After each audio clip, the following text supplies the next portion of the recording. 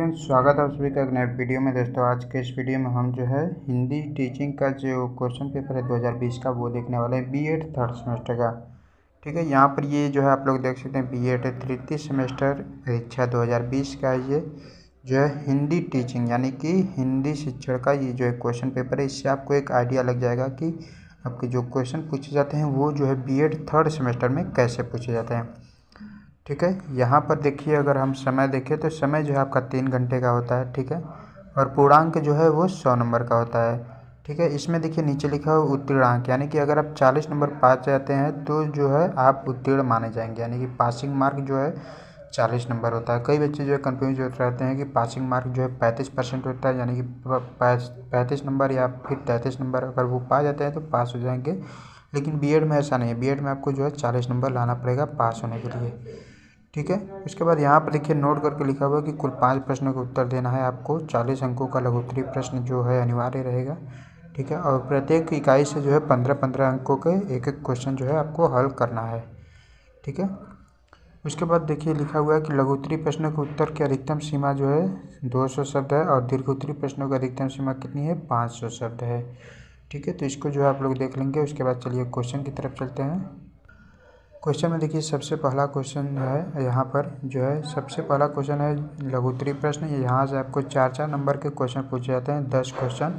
अगर सिर्फ लघुत्तरीय प्रश्न ही आप कर देते हैं तो यहाँ से आपको 40 नंबर मिल जाएंगे, यानी कि पासिंग मार्क जो है आपका इतना में ही हो जाएगा। ठीक है, उसके बाद सबसे पहला प्रश्न क है, देखिए भाषा शिक्षण में ध्वनि विज्ञान का वर्णन कीजिए। ठीक है, भाषा शिक्षण में ध्वनि विज्ञान का क्या महत्व है ये आपको इसमें बताना है। उसके बाद अगला क्वेश्चन है, देखिए हिंदी व्याकरण शिक्षण की विधियाँ क्या हैं, संक्षिप्त वर्णन करें। यानी कि हिंदी व्याकरण पढ़ाने की शिक्षण की कौन कौन सी विधियाँ हैं, इसको आपको जो है बताना है।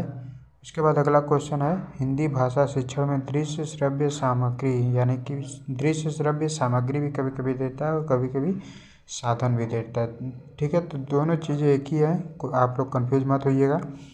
हिंदी भाषा शिक्षण में दृश्य श्रव्य साधनों का महत्व स्पष्ट कीजिए, है ना। उसके बाद अगला क्वेश्चन है, देखिए हिंदी गद्य शिक्षण के शिक्षण में किन पदों का प्रयोग होता है। ठीक है, यानी कि हिंदी गद्य जब आप बच्चों को पढ़ाएंगे तो इसमें जो है किन पदों का प्रयोग होता है ये आपको इसमें बताना है। उसके बाद अगला क्वेश्चन है, देखिए हिंदी भाषा के शिक्षण में रसात्मक एवं सृजनात्मक उद्देश्य क्या है, इसको जो है आपको स्पष्ट करना है ना। अगला क्वेश्चन है, देखिए भाषा शिक्षण में पाठ्य पुस्तकों के महत्व पर प्रकाश डालिए, है ना। यानी कि भाषा के शिक्षण में आपका पाठ्य पुस्तक का क्या महत्व है ये आपको इसमें बताना है। उसके बाद अगला क्वेश्चन है, हिंदी भाषा शिक्षण में दृश्य श्रव्य साधनों की उपयोगिता पर संक्षिप्त प्रकाश डालिए।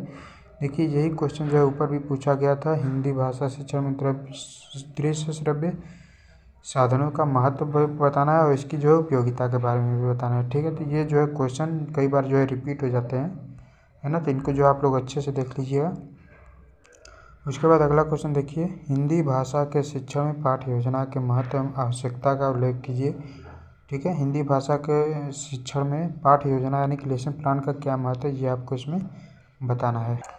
उसके बाद अगला क्वेश्चन है, देखिए भाषा शिक्षण में शुद्ध उच्चारण का क्या महत्व है, प्रकाश डालिए, है ना। फिर जो है पूछा है आपसे कि हिंदी शिक्षण में मूल्यांकन की नवीन प्रविधियाँ बताना, यानी कि मूल्यांकन की कौन कौन सी विधियाँ हैं ये आपको इसमें बताना है।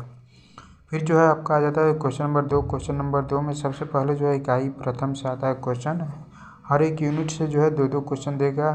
ठीक है, सभी इकाई से 2-2 क्वेश्चन देगा, उसमें से आपको एक करना होता है।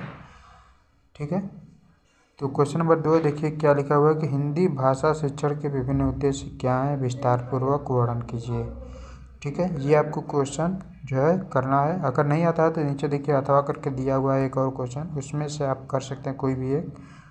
अगला क्वेश्चन है, माध्यमिक स्तर पर उत्तर प्रदेश बोर्ड द्वारा निर्धारित पाठ्यक्रम की समीक्षा प्रस्तुत कीजिए। ठीक है, इन दोनों में से कोई भी एक क्वेश्चन आपको जो है करना होता है। उसके बाद आ जाता है यूनिट सेकेंड में भी 2 क्वेश्चन पूछा गया है, इसमें से 2 क्वेश्चन में से एक ही क्वेश्चन करना है। ठीक है, क्वेश्चन नंबर 4 देखिए 8वीं कक्षा को हिंदी पद्य पढ़ाने हेतु एक पाठ्य योजना प्रस्तुत कीजिए। ठीक है, देखिए आपका कोई भी सब्जेक्ट हो, चाहे हिंदी हो, इतिहास हो, भूगोल हो, कोई भी सब्जेक्ट हो या फिर मैथ साइंस कुछ भी हो, तो आप लोग एक लेसन प्लान जो है जरूर याद करके जाइएगा। एक लेसन प्लान हर एक जो है सब्जेक्ट में पूछा जाता है, स्पेशली बीएड थर्ड सेमेस्टर में। ठीक है, थर्ड सेमेस्टर में तो एक लेसन प्लान आपको याद रहना ही चाहिए, है ना। उसके बाद देखिए अथवा करके दिया है कि हिंदी पद शिक्षण में किन पदों का प्रयोग होता है। ठीक है, अगर आपको लेसन प्लान ऊपर वाला नहीं याद है तो आप जो है ये क्वेश्चन जो है कर सकते हैं, नीचे वाला अथवा करके दिया हुआ है। ठीक है, फिर जो है अगला क्वेश्चन देखिए, हिंदी भाषा के शिक्षण में कंप्यूटर की भूमिका का वर्णन कीजिए। ठीक है, यानी कि कंप्यूटर जो है किस प्रकार से सहायता करता है हिंदी भाषा को सीखने में बच्चों के लिए, ये आपको इसमें बताना है। फिर इसमें भी जो है अथवा करके दिया हुआ है, देखिए हिंदी भाषा के शिक्षण में वस्तुनिष्ठ प्रश्नों की क्या उपयोगिता है, ये निबंधात्मक प्रश्नों से किस प्रकार अलग है, ये आपको जो है इसमें बताना है।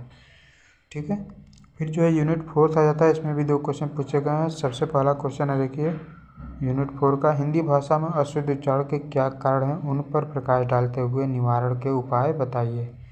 ठीक है, फिर उसमें जो है अथवा करके दिया हुआ है, नीचे देखिए अगला क्वेश्चन, भाषा शिक्षण की अच्छी पाठ्य पुस्तकों की विशेषताओं का विस्तार पूर्वक वर्णन कीजिए। ठीक है, तो ये जो है हिंदी शिक्षण का ये क्वेश्चन पेपर था। इससे जो है आपको एक आइडिया लग गया होगा, आपको समझ आ गया होगा कि जो क्वेश्चन है वो किस प्रकार से पूछे जाते हैं। ठीक है, तो आप अगर किसी भी सब्जेक्ट का आपको और भी क्वेश्चन पेपर चाहिए या कोई भी टॉपिक नहीं समझ में आया हो, ठीक है, तो अगली वीडियो आपको किस टॉपिक पर चाहिए आप हमें कमेंट करके ज़रूर बताइएगा।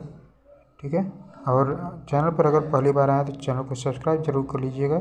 यहाँ पर आपको ऐसे ही नॉलेजेबल वीडियो और जो है आपके काम की वीडियो मिलती रहेंगी, और जितने भी लेसन प्लान है, ठीक है, सभी सब्जेक्ट के लेसन प्लान आपको हमारे इस चैनल पर मिल जाएंगे, आप लोग उन्हें भी देख सकते हैं। सभी लेसन प्लान इसी तरीके से हमने जो है लिखे हुए हैं। ठीक है, चलिए मिलते हैं नेक्स्ट वीडियो।